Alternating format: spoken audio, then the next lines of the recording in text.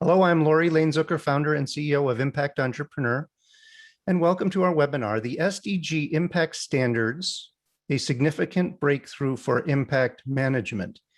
A special welcome to all those members of the Impact Entrepreneur Network attending this webinar. Impact Entrepreneur is a large global network of systems-minded change makers, entrepreneurs, investors, scholars, and students of social and environmental innovation who believe that this work needs to be done within a transformational framework. We build companies, we invest in them, we study and teach about them, but we also understand that we have to collaborate to build a new business paradigm and ecosystem that functions with a very different brain chemistry around those businesses, what we might call an impact economy, in order to find an authentically sustainable way forward. So if you agree with this perspective, are not yet a member, join the network. It is free. The only entry fee is your commitment to the business of change. This webinar is part of a series, actually two series, that we offer to network members and others. The first of which this webinar is a part is called Building an Impact Economy. It's typically composed of topical panel discussions. The second series is called Luminarias, and its theme is Fireside Chats. Our seasons run from September to July. Select programs from our past years can be found on our YouTube channel, Impact Entrepreneur TV, and be aware that you can become a premium member of Impact Entrepreneur and get complimentary admission to all our upcoming live webinars, as well as access to the entire archive of approximately 70 past webinars, which represents certainly one of the deeper dives into the world of impact available. All information on all of this, premium membership, Impact Entrepreneur TV, upcoming webinars can be found on our website, which is www.impactalchemist.com, impactalchemist.com. Okay, now, as I said, before we introduce the program and our guests, we would like to ask for your input on two additional polls that will let us know where you stand regarding what's going to be discussed today. So the first question is, how familiar are you with the Sustainable Development Goals?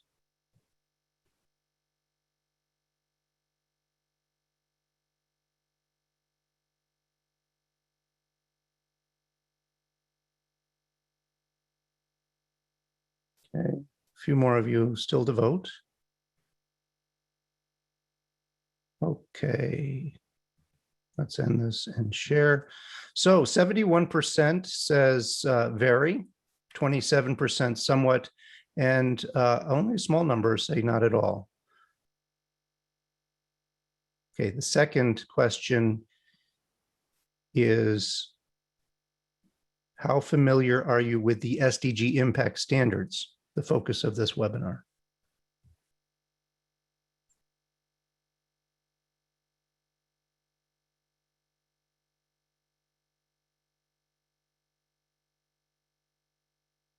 Okay, another 3 seconds, and then I'm going to end it.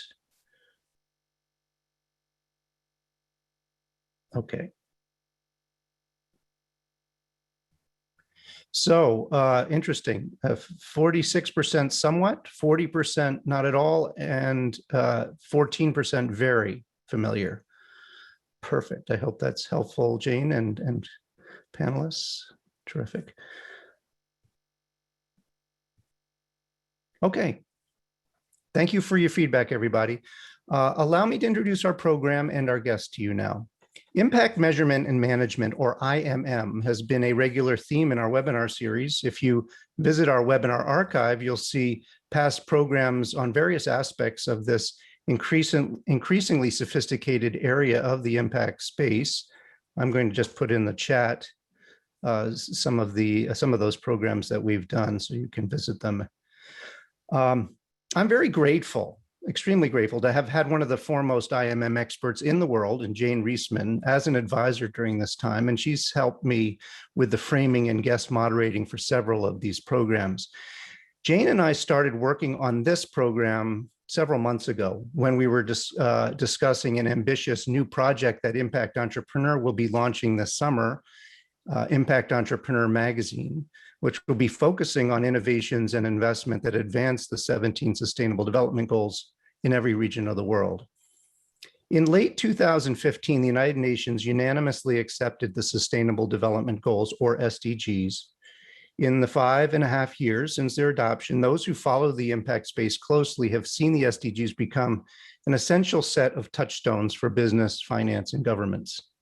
Yet, how the SDGs are used and misused, the point at which they stop becoming a crucial framework for addressing the massive social and environmental challenges of our time, and instead become fodder for those who wish to seem like they are contributing to the conscious business movement, but whose intentions and actions may be suspect.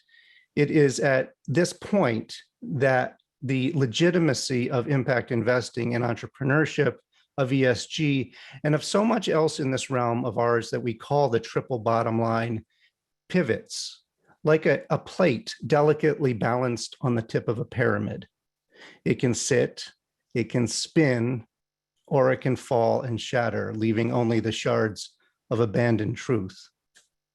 One of my mentors, the recently departed environmental writer Barry Lopez, said that you can tell authentic stories from inauthentic ones because authentic stories help. They help the community. This, I believe, is what the new SDG impact standards are in part meant to do, to let us know the difference between authentic and inauthentic stories, and to enable the SDGs to remain the essential anchor for impactful business and finance that we need them to be. So let's now explore the new standards with our guest moderator and 3 panelists, who I'm pleased to introduce to you. Jane Reisman connects the dots between impact measurement and management and impact investing and the evaluation profession. As the founder and former leader of OR's Impact, an evaluation and strategy firm, Jane developed a record of engaging in new frontiers and field building to scale impact. She currently works as a social impact advisor, actively leading and building field building efforts to strengthen impact measurement and management, engaging with field leaders such as the Rockefeller Foundation, the Global Impact Investing Network, Mission Investors Exchange, the American Evaluation Association, the Impact Management Project, Social Value US, Salesforce, and OECD. Jane, welcome. Thank you, Laurie. Named as one of the top 20 women in the USA working in philanthropy, social innovation, and civic engagement, Kathy Clark has been an active pioneer, researcher, educator, and consultant for over 25 years in the fields of impact investing and social entrepreneurship. She serves as faculty director at the Center for the Advancement of Social Entrepreneurship at Duke University, CASE, where she founded and directs the CASE I3 initiative on impact investing and co-leads the Social Entrepreneurship Accelerator at Duke, which is working to scale impact of global health ventures in India and Africa. Kathy, welcome. Thanks so much, Laurie. I'm so delighted to be here. Fabienne Michaud is a director of SDG impact at the United Nations Development Program, UNDP, helping investors and enterprises integrate impact management into decision-making to optimize their contributions to the sustainable development and at the SDGs. She is co-chair of the Australian Advisory Board on Impact Investing, a board member of several nonprofit boards, and a part-time professor of practice of finance at the Deakin Business School. Fab, welcome. Hi, Laurie. Thanks for having us tonight. And Belisa Rojas is the CEO and founder of Impacto Consulting and focuses primarily on strategic planning, general management, sustainability, and impact measurement and management. She's currently working with the UN SDGs impact team to advance the adoption of universally agreed upon standards for SDG enabling investments and enterprises and catalyze private capital to further the achievement of the SDGs. Belisa, welcome. Thank you, Laurie, for the invitation. And now I'm going to just pass the baton over to Jane, and she will lead us forth and moderate the next 45, 50 minutes or so. Okay, it's really a pleasure and very excited that there's as many people participating and who signed up and will listen later, because I'm incredibly jazzed about this new set of standards that have come out of the UNDP. And when I first started digging in, I saw something different here, something different than I've seen before, which has really been the product of a number of years recently of many standard-bearing groups coming together and saying, we need to start having some conventions and norms in order to really say that there is consensus on some level about what authentic impact measurement and management looks like. And so in order to know we're achieving important goals, such as the SDG goals, we need to have new norms and new frameworks for actually understanding what does it mean to do this work and how do we actually verify that this work is really impactful. So I call this breakthrough. I call it breakthrough because it's really coming together of a number of consensus building and alignment efforts, and it's all packaged together in these SDG impact standards. And some of the things I want to point out is that, Lori, if you want to just put my first slide up, I want to point out this is a really confusing field. And some of us spend a lot of time digging into this field, and we could make some sense in our minds, but even then we have to really work hard at it. But one thing I want to really show, when someone asked an initial question in the chat box of how is this different than IRIS Plus? And this framework was provided in the impact standards, and I've moved some things around slightly because I wanted to populate it with things that made sense to me. And let's just look at the 4 categories for a moment so we can situate this appropriately. There's been a number of efforts to create guiding principles to say, if you really are trying to authentically work toward impact, here are principles that one would follow to do that. And here are principles that tell you that you are holding yourselves accountable to that. And so some of the better known ones are the IFC-led operating principles, the UNPRI principles, social value principles, and the GIN characteristics for impact investors. They're very high level and they don't tell you how. They tell you aspirationally what to aim for. And then we have frameworks.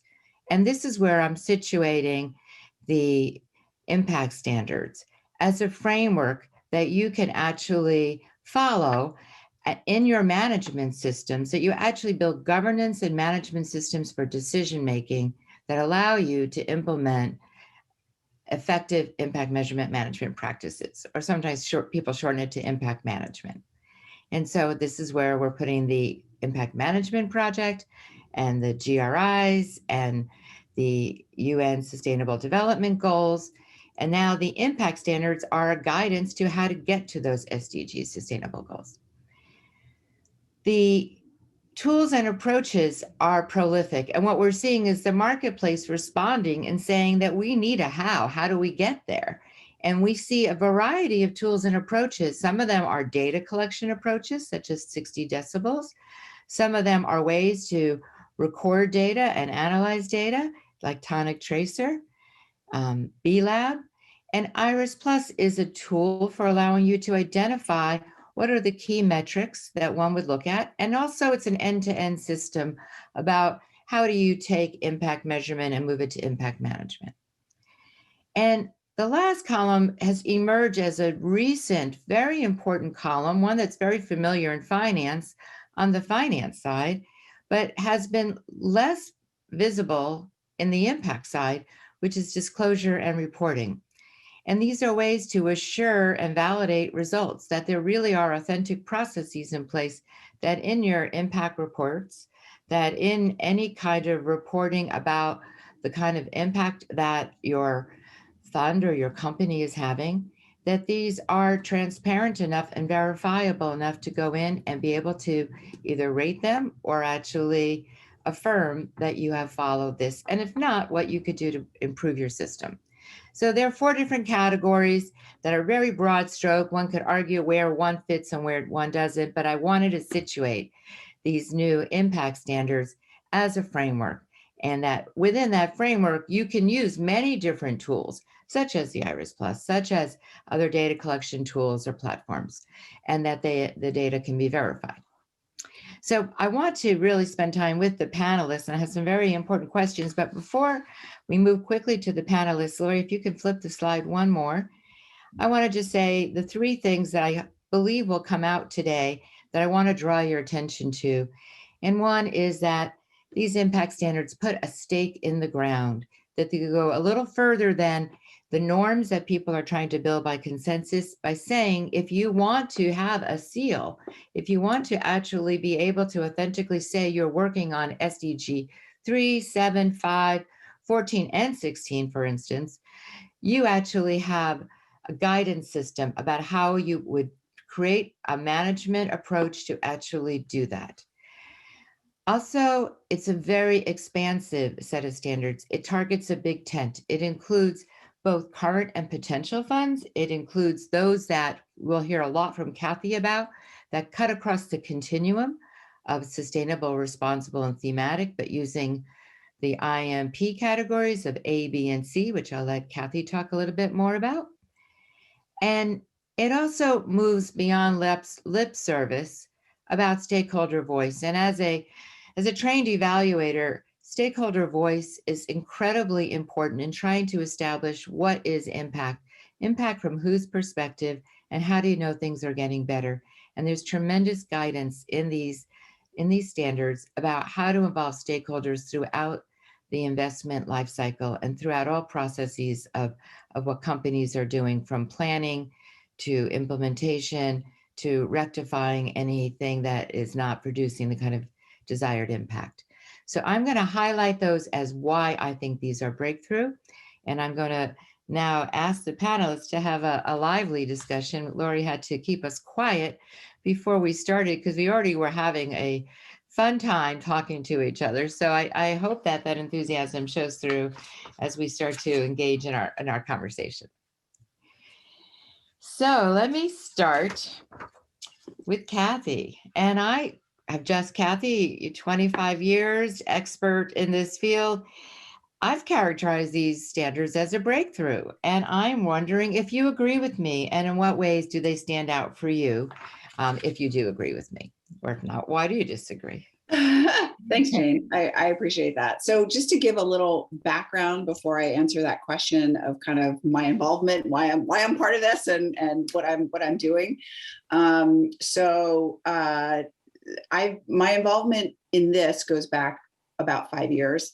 Indirectly, it goes back farther than that. Some of the people here may know that I'm part of the original team that created the B Corporation certification standards. And so I'm a little familiar with how to make things universal and comparable and easy for practitioners. But about 5 years ago, I and my colleague Ben Thornley were doing some work to support the impact management project. And our ultimate goal was to say, how can we start to interconnect these two worlds that have developed, as Jane said, kind of separately, which is, and I'm going to simplify, you used a lot of other words of thematic and sustainable and all this, but just like ESG focused work, which has been around for decades, and impact investing work, which has been also around for at least a decade and maybe two or so. And we were realizing that in the realm of impact measurement and management, people had different vocabularies, different frames, and they were disconnected. And because they were disconnected, conversations about what to do and what was valuable and what was working were very difficult to have. And so we ended up kind of supporting the creation of the IMP's designation of 5 dimensions of impact, the idea of investor contribution, and the idea of classifying the kind of impact you want to have, which Jane was talking about, which is with the A, B, and C.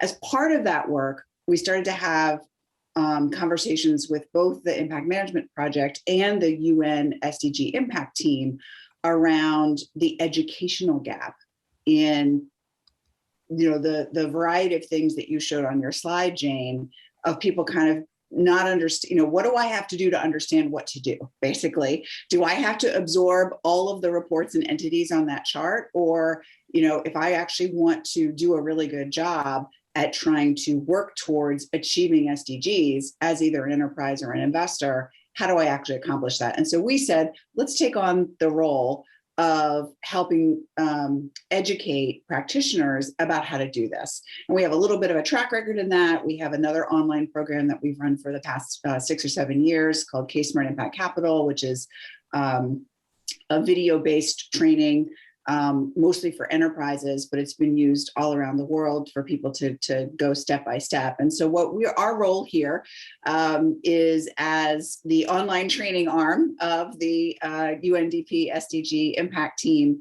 And we are trying to develop an online training for the 2 main audiences across the spectrum, both enterprises, small and large, and investors, which could be direct investors or larger asset owners, to basically help them go step by step and improve their own impact management practices. And we're excited about this. We've learned a tremendous amount by working with this team on how they have conceived the standards, which I know Fab is going to tell us about in a minute, which is important to understand. My kind of bluff on this, my bottom line up front on this is this stuff has been complicated for way too long. We've made this too hard. And so we need to make it simple. We need to make it accessible. There are so many people, you saw from the polls, almost everyone on this call is familiar with the SDGs.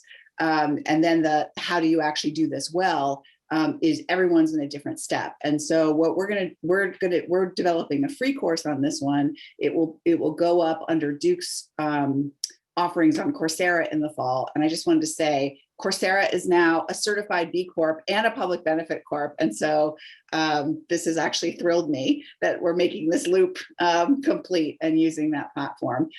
In terms of the breakthrough, I do think that there are a few elements that differentiate the standards.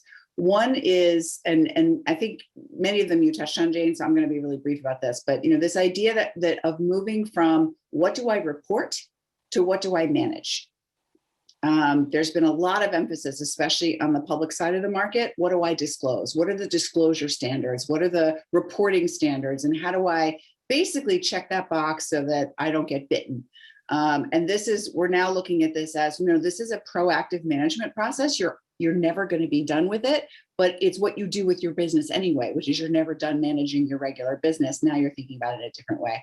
Second one is the role of stakeholders at the center. And I hope we can come back to this. I want to just kind of touch on it now. This obviously builds on my B Corp work, so I think it's extremely important. But this idea that impact management is deciding what changes in your actions will enhance positive value or reduce negative value for the people that are touched by your business. As simple as that.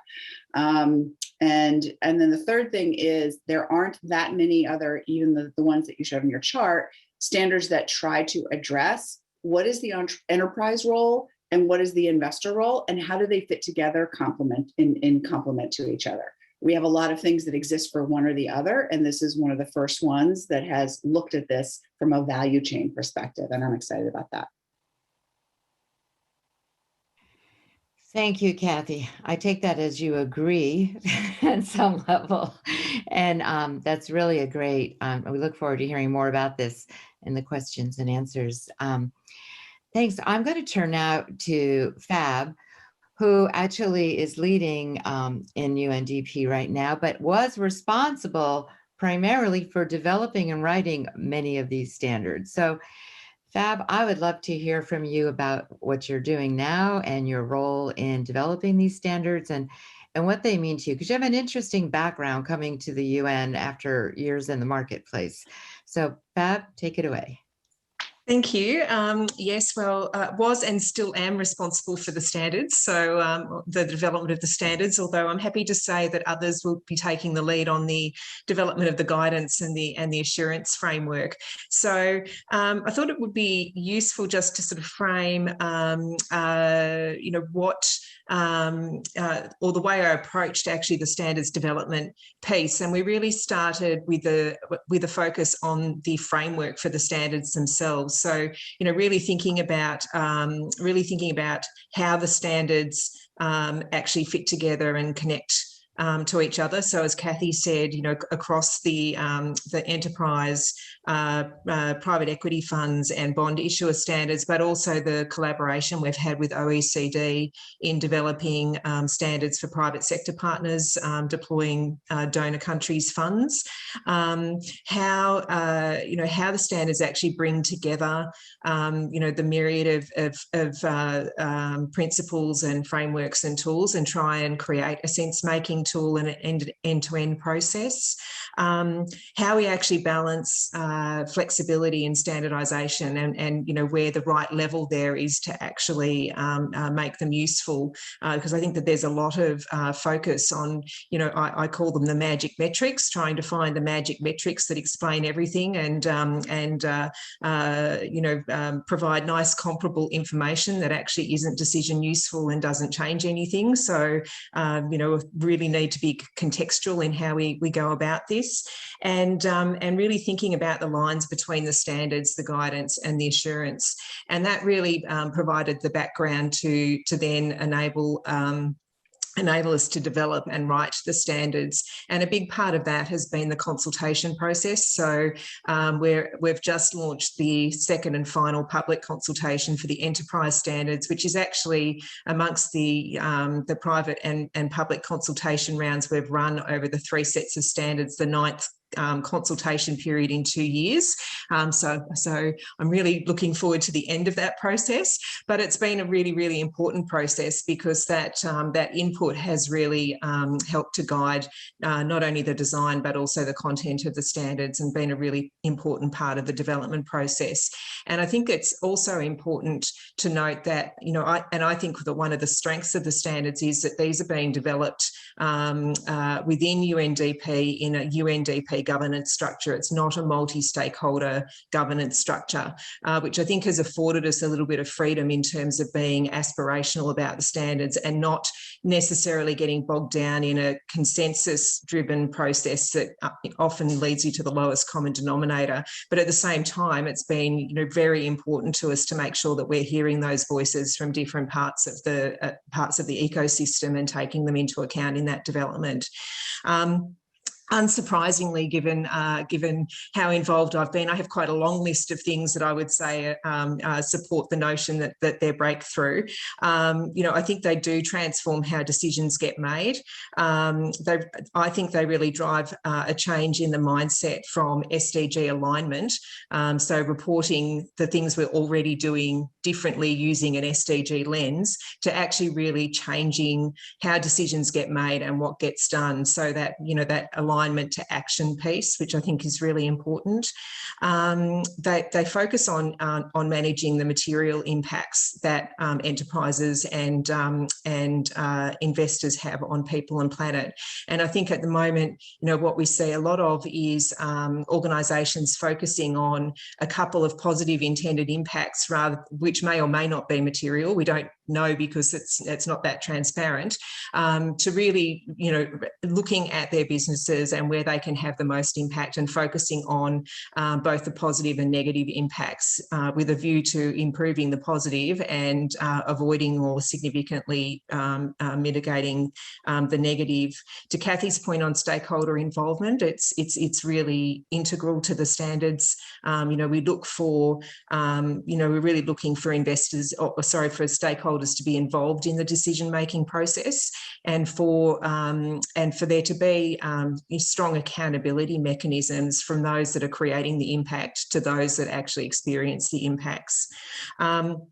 I think another aspect with the standards, while I said before, we've really worked to bring together things that are already in the market and make sense of that. What we found was there were some key gaps, particularly in driving the shift to SDG action, and that was really around the strategy and governance piece. So, I think that one of the contributions the standards make are the additions of the practice indicators that sit in the strategy and the governance sections. They represent best practices I said before. So, you know, from our perspective, we've really looked to make the standards the North Star about what needs to change so that we actually have a shot of achieving the SDGs in the timeframe that's been set. And they really take a holistic whole of system approach to doing that and bringing different actors together and different pools of capital together, because a lot of these problems can't be solved within our existing silos. We really need to find different ways to bring those different actors together to solve these problems. And finally, I think something that is important is that, you know, these are really being provided, you know, by UNDP to everyone as an open source public good.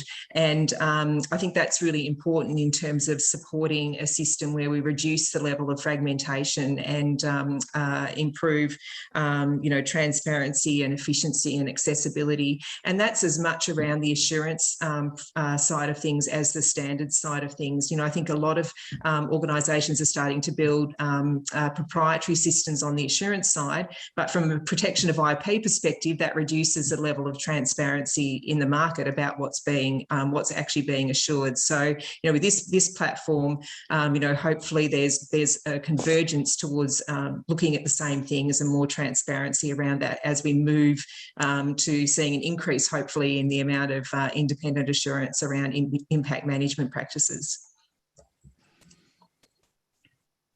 Wow, that's just amazing. There's a lot packed in there, and every one of these takes some time. And I know I've reread the standards a number of times already, but it's worth the time. And we also should give Fab a huge round of applause for being awake at, is it 2 or 3 in the morning for you, Fab? It's now 2:38 a.m.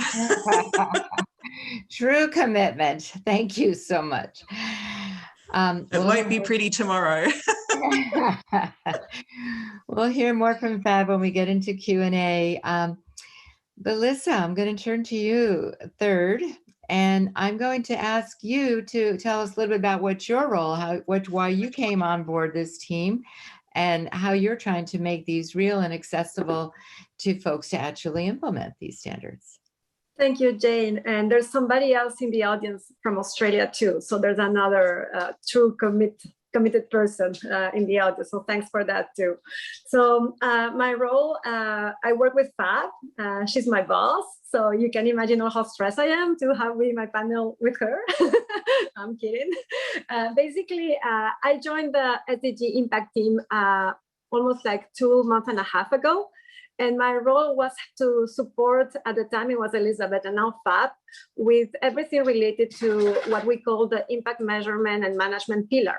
So in our team, we have 3 pillars. One that is called impact intelligence, which is really about identifying investment priority areas in terms of the potential achievement those areas might have to be SDGs. And this is done by countries. And I invite you all to look at our website because you will have examples of what I'm talking about. I won't enter in the detail, but I think it's worth it and very useful to really answer the question, are we doing the right things? Are we doing the most impactful things? So the maps are helping on that.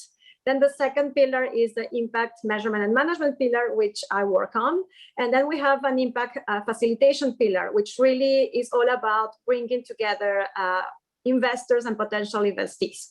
So I'm going to go back to the IMM pillar. So my role there, as it was explained to me, is to make sure that everything under that pillar happens as planned. And under that pillar, we have the standards. On one hand, we also have the training that Kathy is working on. We have a training that's going to be a public good, open source, but we also have training for our own UN personnel. So our personnel is able to support channeling private sector capital to the achievement of the SDGs. And then another very, very important pillar is assurance. And I'm working there with Carol Adams, who's leading the assurance piece, and I'm working hand to hand with her on that. And I guess now that we are almost done with the standards, I invite you all, and I will add this in the chat, to provide feedback to the second public consultation for the enterprise standards. So this is really our last piece in terms of our goals, which were to have the standards for private equity, for bond issuers, and now enterprises. So we hope that we will be done with that work by June. And for that, it's very important to really get feedback from all stakeholders and invite you all. We have more than 150 people. Please comment and reach out. And I'm just saying that because if you think of it as being kind of done with the standards, we're now talking about raising awareness and driving adoption. And my work is also related to that in terms of strategizing on that. And again, any advice is welcome. But also, I'm particularly working on the guidance, as Fab said. And the goal really is, as Kathy said, to make it easy and accessible so they can be really useful for practitioners. So that's what I'm doing. So as you can imagine, I'm very excited and very busy. Yes, thank you. Thank you. Thank you for bringing all your expertise to this, every one of you, because this is a real moment in time, and relating it to the SDGs, which 70% of people said they're familiar with the SDGs. So they've been widely popularized and adopted and as a signpost. But how do we get past the SDG alignment, as Fab said, to actually know you're doing work and you are investing in work that actually is advancing toward accomplishing the SDG goals? So that means widespread adoption, as you said, Melissa. And I would love to ask the panelists what you think about what will it take to support the enterprise and investor adoption, what might get in the way, and what about the cost of all this? There's work to be done on it. So how will that be absorbed? So that's kind of an open-ended question. How is this going to be adopted? And Melissa, do you want to first start? Okay. I think that's a hard question, but I'll give it a shot.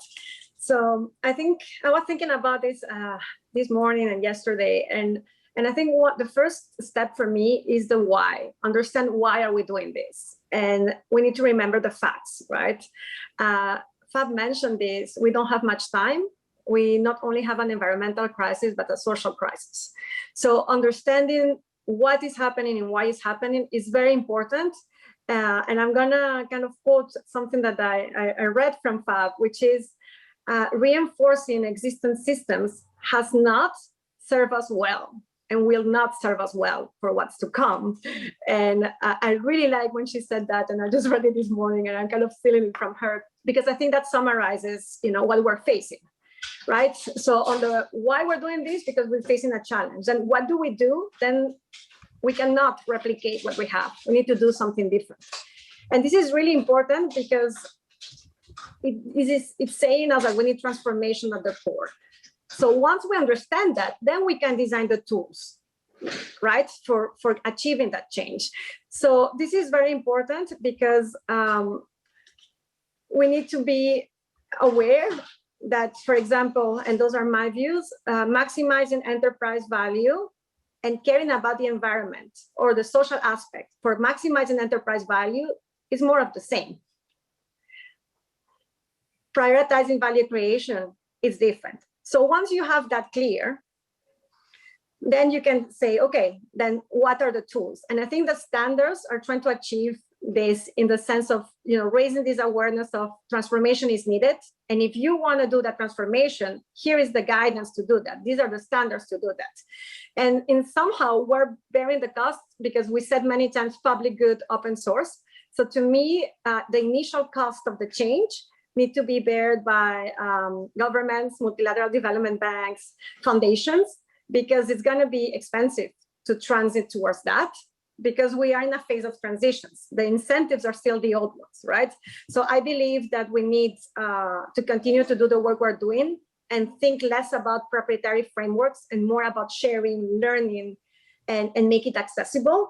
With one of my clients, we were working about improving ESG and impact frameworks for VC funds. And I was talking to VC funds, and they really love this, that I proposed them. What if we don't compete in impact? Compete in other things, but not in ESG, not in impact, because there is a need that is a collective need that is, about our planet, that is about our society. Let's not compete on that. Let's collaborate, let's share, because it's in our interest. And they loved it, right? So, but that is a big transformation. And then I also think that those that can bear the cost are also very large and successful corporations that can afford in getting this right and lead by example. Of course, it's going to take individual courage to be maybe the only CEO that is driving this change. But I think we're going to need champions and leaders that are going to drive the transformation and the change. And we need to be conscious that we're still in transition. So these are going to be the pioneers, right? But that's what we need. And I'm hoping that by bearing those costs among public sector, some private sector actors, multilaterals, foundations, then eventually the costs are going to be reduced, we're going to reach scale. And then when it's cheaper, more are going to join. Thank you, Jane, for the question. Very, very thoughtful. Kathy, you've been involved, as you said, with B Labs and other efforts about that have been to get widespread adoption. What's your thoughts on what it will take for widespread adoption? What might get in the way? And what do you think about the cost factor? So I think that there's not a ton of cost to continually improve. And I actually think that there's, in business schools, we have this idea of this efficient frontier. And I have a colleague who spends time talking about companies who are trying to integrate sustainability should go up to the efficient frontier and never further, which I disagree with, but that's his point of view. There's a lot that we have to do before we even get to that efficient frontier, because it doesn't cost a lot to think about some of these things. There's a whole bunch of questions in the chat and in the Q&A from people saying, what is an example of a standard? So let me actually go back to that, give an example, and then I'll continue answering the question. So in our training, we've divided the standards into 4 action steps. First one is, how do you set strategy for how you are going to achieve specific SDG outcomes? Second is, how do you integrate that strategy into your operations, whether you're an enterprise or an investor? The third one is, how do you assess how well that strategy is going and then optimize what you're actually having an impact on? How do you make those decisions, declare those actions, make those decisions, decide what else you need to measure? And then fourth is, how do you reinforce the things that you're accomplishing that are working well? How do you share them with stakeholders? How do you get input from stakeholders? How do you report out? So, okay, this is like the basic 4, okay? I'm gonna give you one example from Set Strategy to answer Bob's and other people's questions, because it was upvoted 15 times. So clearly this is important.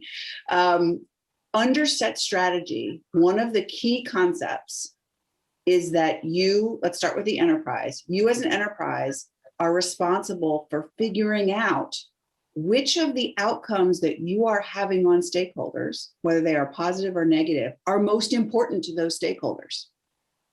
Which of them matter to them the most and their well-being? Stakeholders is broad. That could be employees, that could be customers, that could be people who live in the town where you operate and drink the water that you are polluting. It could be a whole bunch of different things. What are the things that are most important to them? What are the ones that you want to enhance that relate to SDGs? And what are the ones that you want to reduce because they're not going so well that relate to SDGs? So that's a standard. It's written in a whole bunch of different language in the standards, but the idea is I am responsible for continually knowing what matters to my stakeholders that is material and then acting on it. That's a judgment call. There's no check mark for this. There's no, oh, you didn't do it right. It's a practice, and you have to go out and you have to engage with those stakeholders. And so we're giving people the tools that many others have used to do this. And so that's an example of a tangible piece of a standard. On the integrate side, a tangible example is, what are you doing to actually create the room for your team to do this work well? What are you doing to create a role for them, to make sure that you have the capacity set to figure out, this is around making decisions. What are the most important decisions? What are the data that actually needs to be collected? And then what are you going to do with it as it comes in? And so we're, again, collecting examples of people doing this well. So I hope that helps as kind of just 2 of the points. There's many standards in these standards. So I put the link in the chat. I also put it in the Q&A. There's, as we said, there's private equity, bond, and enterprise standards, and they have a similar structure, but they have different specifics underneath them. So now back to your question. I think the idea here is that the reason this is a public good is we want everyone to get a little bit better at doing this, right? That's the first step. The last step is, can we actually meet these goals by 2030, right? And we'll get into kind of how do you move from the first step to the last step? But for practitioners, you know, I think if you decide you want to do this, you're going to be able to pick up these standards and start doing things right away, because there are a lot of very, very practical, easy, logical things that people can do, but they've never done it because they're, too confused, kind of going, what's IRIS and what's this and what's that, as opposed to saying, what do I actually need to do for myself to make this better? And on the investor side, the investor doesn't touch a lot of the direct levers to have impact, but they can contribute to that impact, and being much more clear about what are the roles that an investor can take during the life cycle of an investment. How can they influence pipeline? How can they influence what is in the deal terms around impact? How can they manage that investment, either passively or actively, depending on what kind of investor they are, around making sure that impact outlasts them when they sell that investment? Those are things that every investor can do. And so, making that clearer. In terms of the cost, one of your questions is kind of, if this is a new cost, how are we expecting people to bear it? I guess I kind of go back to, we audit financial statements because we care about the confidence. We want to have confidence that the data that people are giving us represents a set of common practices. That's why we audit. Right? We don't audit the number, we audit the practice. Mm-hmm. And what we're trying to say here is, if we are serious about managing impact, we may need to assure impact management as well. We need to make sure that people are following a set of common practices. So it's not rating the number. It's not saying you're good or bad. It's saying, just like a financial auditor would, and there's going to need to be a set of intermediaries that do that, and they're going to need to be paid. And if we care about that, we have to let that happen. So that's my personal opinion. That's not of the team, but that's my personal opinion, is these costs actually might be so important that we need to integrate them into what we do. Mm. And Jane, I think I'd say flip the cost question, because when we look at the year we've just had, and some of the research and information that's coming out about the potential costs of the looming climate crisis, I think fairly quickly the more important question is going to be, what is the cost of not doing this and not doing it well? And I think that there's obviously a view you can take that this is the right thing to do and we should all be doing this. But, increasingly there's an enormous business imperative to do this. Solving these problems is going to be a big business opportunity, and not actually recognising the risks and managing those risks is going to become an increasing threat to the sustainability and resilience of businesses as well. So, I think that there is an element of flipping it around. And when we get to that, point, I think we'll know we're sort of, at a point where we're starting to normalise that this is just a normal part of business practice. Yeah. I have a lot of questions, but your answers have been so wonderful that I'm going to skip to a question, so there's enough time for the audience questions as well. And you've covered a lot of the things that I think is real important, but one thing I hope comes out of this conversation that you've all been talking about is that this is not another tool. This is not another IRIS. This is not the 5 dimensions of impact. Although the 5 dimensions are integrated. They are integrated, right? They're aligned with this. They're integrated. You follow that convention. That's exactly right. But you are talking about seeing things differently. All of you in your own way are talking about managing business differently. And from that standpoint, Melissa talked about heroes and champions, that the systems aren't set up with the incentives for this. Kathy, you're talking about how this is something that is just normalized and operationalized in business. And Fab, you're really talking about the cost of not doing this. So in the private markets, Fab, I'm going to start with you. You had deep experience with the Standard & Poor's index. And that is one that many people look to as a measurement that people have confidence in and that they use to guide decisions. How is it different for you, having been involved in that context, and now moving over to the impact side to say, we need to have these management norms around impact measurement? What's the difference? And do you see any role for regulation, or is this something that can just be voluntarily adopted? Yeah, it's a great question, and obviously we're all creatures of our previous experiences. So, my 22 years at S&P has informed my approach in terms of this project and the standards. I think, interestingly, to start with, ratings criteria is actually built around 3 levels, and I think that's instructive when we look at what we currently have in the marketplace and where the gaps are. So, rating criteria has a level that is high-level principles. It then has a level which is universal criteria that you can apply across, several sectors and asset classes. And then it has specific asset class criteria that's very germane to specific sectors. And I think that when we look at the IMM space, we have that proliferation of high-level principles. We have some tools and frameworks in the next piece, but I would say that that's really the role that the standards are looking to fill. And then we have a lot of energy going into the taxonomy and metric space. And when I look at ratings, as a trained analyst, you can rate anything using the high-level principles, but it's very inefficient. And you're probably not going to achieve a high level of replicability because it's so high level. So there's going to be a lot of variation in how people go about it.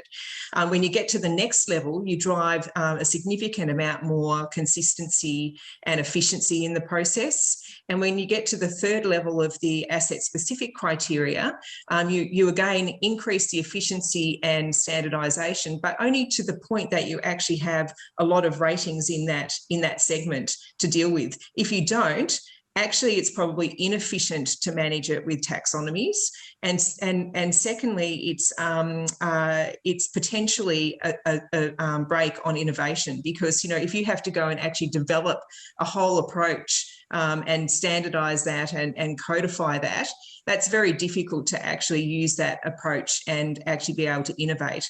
So so in the structure, I think it's very similar.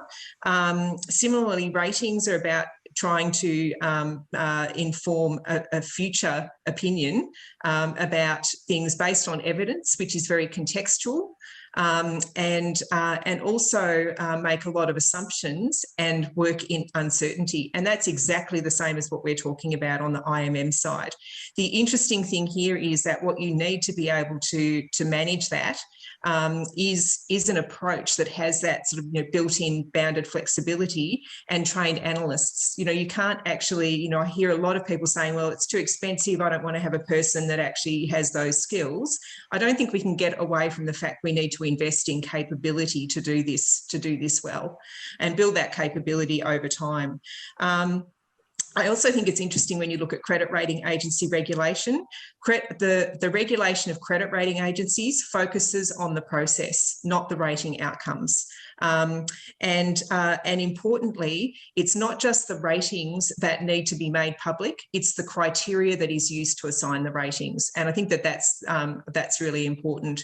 On the issue of regulation, I think that voluntary standards get you so far, but they're probably never going to get you the whole way. That's so I do think that and I think that with the trends that we're facing, I think that regulation is a matter of when, not if. And we're already seeing that. You know, Europe is well underway in terms of actually starting to look at regulations, particularly around disclosure in the sustainability place. So, you know, so I think that regulation will be part of the future in this space. You know, what I would hope is, you know, with the investment that UNDP has made in developing the standards, that policymakers and regulators look at the standards and hopefully use them to inform good policy making, so that we, you know, achieve an outcome where the focus is actually on driving positive outcomes, not, you know, not basically focusing on using lots of resources to provide information that isn't particularly decision useful and doesn't drive a change in the quality of outcomes, but also that supports thriving businesses, because ultimately the private sector is a huge generator of you know, economic outcomes that help to underpin a lot of the other outcomes we're looking to achieve too. Thank you. I could ask everybody to comment on that as well, but there are so many questions that are stored up here that I'm going to turn it over to Lori to synthesize some of the questions and see what's on people's minds. Thank you. Thank you, Jane. Thank you all. Yeah, we have plenty of questions here, far more than we're going to be able to get to, but let's dig in.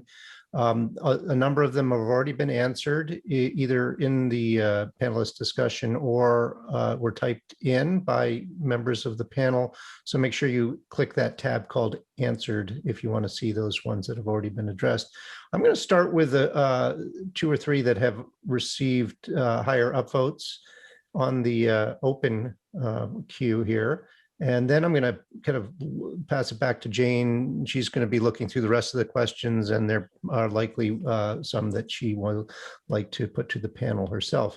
Andrea asks, since the standards are qualitative, how can you score or assess performance of issuers? How to identify laggards versus best performers? And I'd love it if 1 or 2 of you could answer each of these questions. You don't all have to feel obligated to answer each one. I'll dive in. Sure, great.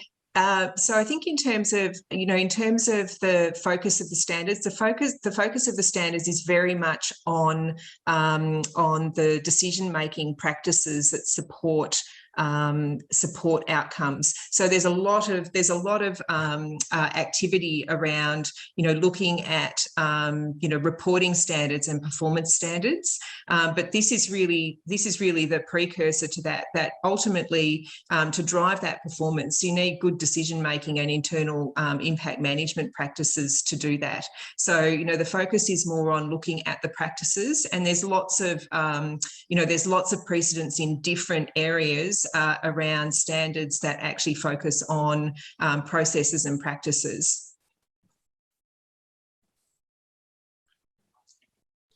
I'm happy to provide details a little bit on that one, since I'm working on the assurance piece of our work. So just to give you a little bit of more detail, we just launched our website, and there's a page that explains a little bit more about the assurance framework, because the assurance is really going to look at what Fab just said in terms of thresholds and a path of continuous improvement, as Kathy mentioned earlier. So we're working right now with a working group to define how those thresholds are going to be established and what evidence we're going to need to support different levels of progress in terms of complying with the SDG impact standards. So I cannot give a specific answer because we're developing, but pretty much the training we're going to provide to assurers and the guidance that is going to be available is going to be really clear, hopefully. And again, we expect you provide feedback on that, but it's going to tell you for each standard what is expected for a high level, a low level, what type of evidence is suitable to demonstrate your work on it. And I think something really important is that the spirit of the exercise is really about continuous improvement and learning. And there was a question in the chat about learning loops and feedback. So that's embedded in the standards.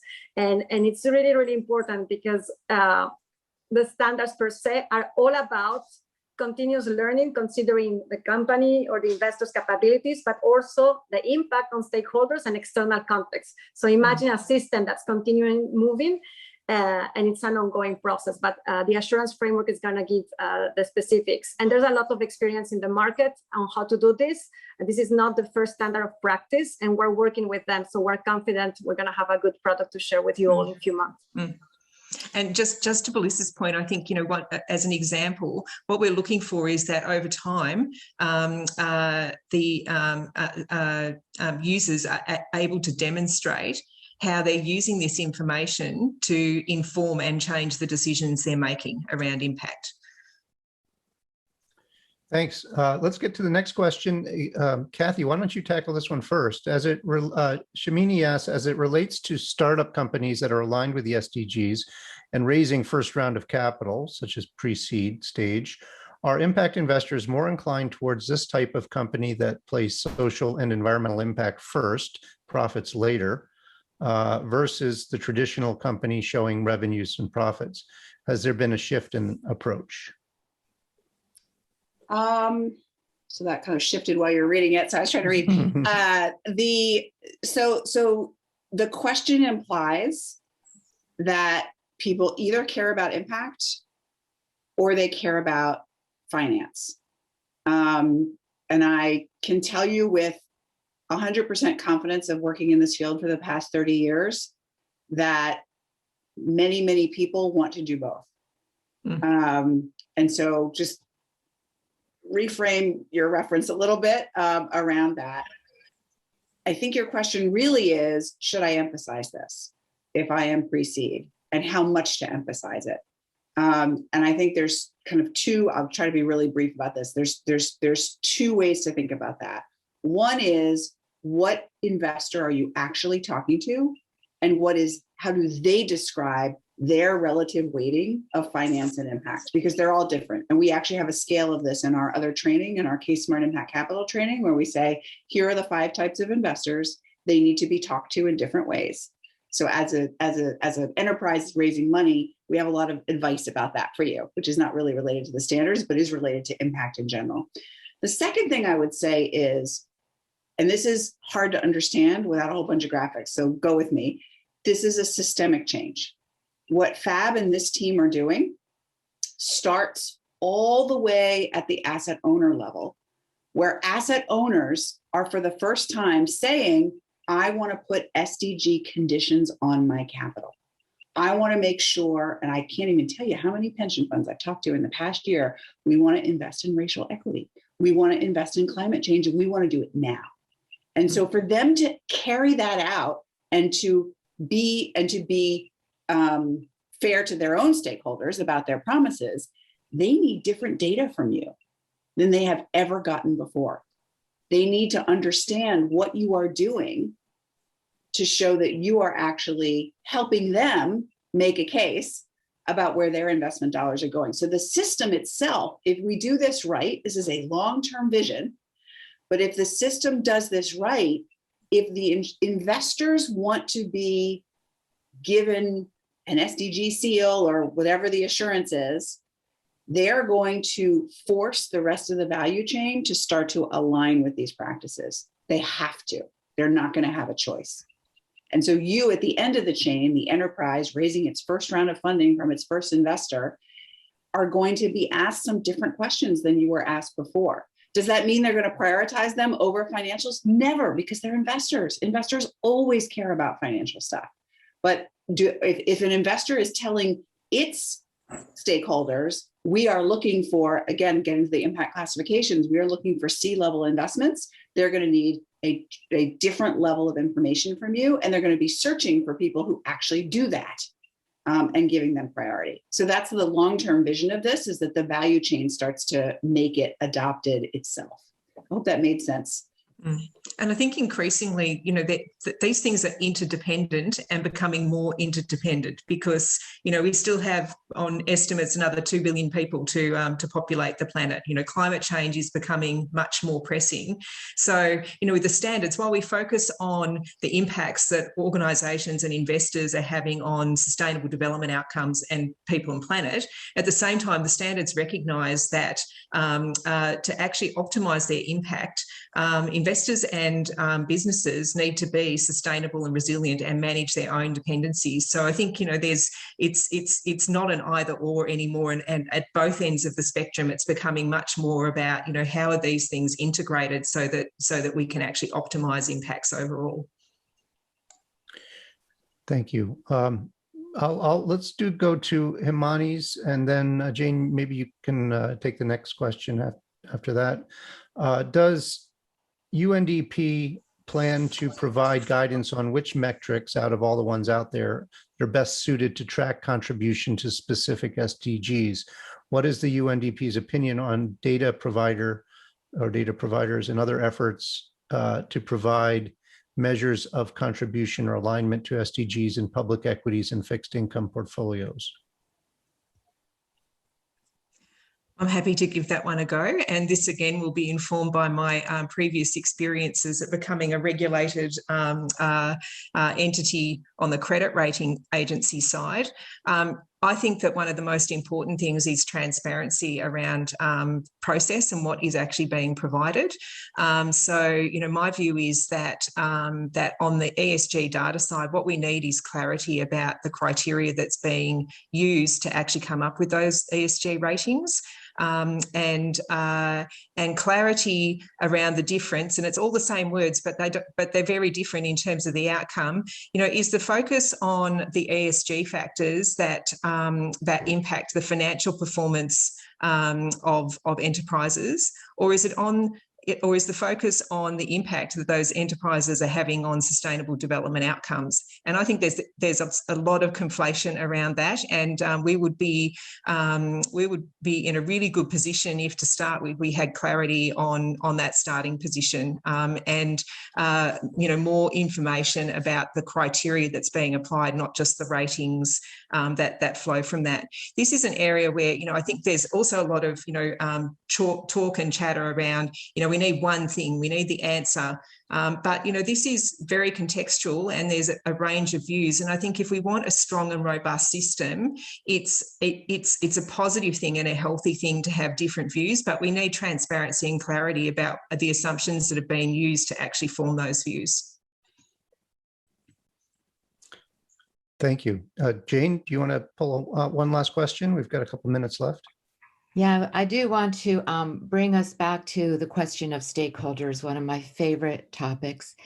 And Kathy, I think one of the comments you made inspired a question.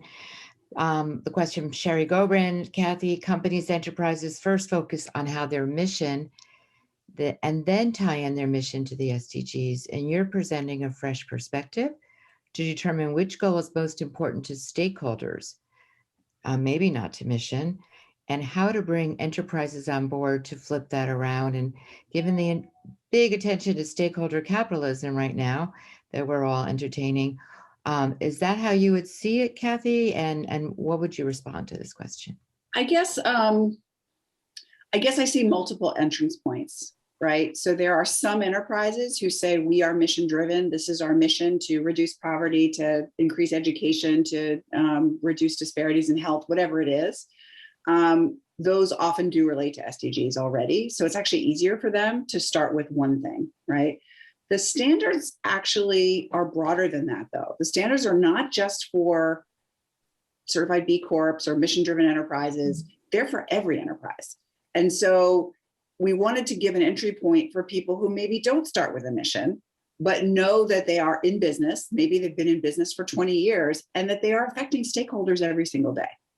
And so that's why the difference. And so, you know, for a large multinational, for example, which is also under the purview of these standards, there are probably significant negative and positive impacts that are going on that they may want to manage and that are material to those stakeholders. For the impact enterprise, there are probably material impacts that are not part of their mission that they also may want to manage. And this is what we discovered and this is an aside, but when we made up the B Corp survey, one of the first things we did is we tested it with a bunch of very impact focused enterprises. And some of them complained because they said, I'm not scoring very well. And we said, you're not scoring very well because you're only addressing one stakeholder. You're not doing this in a holistic, responsible way. And that's actually what this certification is about. You can't just serve these kids and then not pay your people well, right? That's not allowed. It's built in. And so it's a similar sort of thing here, which is encouraging people to look holistically, encouraging them to take the time to continually get more information about things that might be harming people that they're not aware of, and to make plans for improvement and be accountable to them. Fab nodded. And I think the other thing that we haven't mentioned is on top of those 2 points is we need to create a system where the costs, we have this system that we've built where basically we privatise profits and socialise costs for for different stakeholders and for future generations. And we really need to create a system where those externalities are internalised within the boundaries of the system we're working in, I think. Thank you. Thank you. Well, we are at time. For those of you who missed any part of this webinar, for all of you who'd like to watch it again, we'll be sending you a link and password to restream the program, as well as the full chat and all the 41 or so questions that were put in the Q&A. Thank you for all that questioning and upvoting. Really appreciate it. For many of you, all this information will come in an email from me using Eventbrite. Our premium members know that they will get this email directly from me. Our next webinar will be next week. I've put links to the next two in the in the chat. Our next program is called How Racial Equity Finance is Reversing Gentrification and Displacement, and it features Kevin Doyle-Jones, who many of you know is the co-founder and principal face of SOCAP for many years, as well as Linear Richardson and Bree Jones. Then the following week, we'll complete this month's trio of webinars that were focused on equity when we welcome the head of mission investments from the Kellogg Foundation, Cynthia Muller, for a conversation about impact investing for children in marginalized communities. Be sure to always just bookmark our calendars as in new programs are posted there frequently. Do consider becoming a premium member and subscribing for the rest of the season, and you'll get access to the entire archive of webinars. Let's see here. Oh, and I mentioned earlier that Impact Entrepreneur is working on a big project focused around the SDGs, a collaborative online magazine called Impact Entrepreneur Magazine. And so I would urge all of you SDG passionate people to make sure you're on our newsletter, because information on that big project and launch is going to be coming out through our newsletters shortly. Well, Jane, thank you so much for helping to produce and for moderating this very important introduction to the SDG standards, and Kathy, Fab, and Belisa for participating today and for your hugely important work in developing and advancing the new standards. I really appreciate it. Thank you. Thanks for having us. Thanks, Laurie, and thanks to all of those people that called in. Yeah, wonderful questions. We could have gone on for another hour. Thanks so much for your interest and in joining together as we try to move forward. Thank you all. And there's a lot of information in our website that we're keeping update. And if there's any question left, please reach out. Our email is also in the website. Thanks very much for attending, and Laurie and Jane and our great panelists today. Thank you. Yes, and thank you all again for joining us, and see you hopefully some or all of you next week for our next program. In the meantime, stay well, stay safe, and get your shots. Take care now. Bye-bye. Go to